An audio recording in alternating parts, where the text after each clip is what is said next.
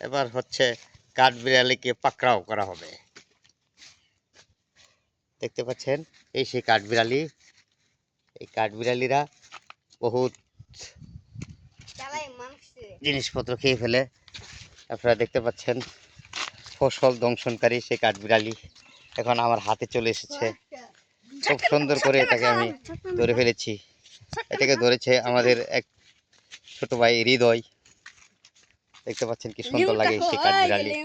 সর সর সর সর সর সর কাঠবিড়ালি খেলা দেখাই। দেখতে পাচ্ছেন কি সুন্দর কাঠবিড়ালি। এই সেই কাঠবিড়ালি।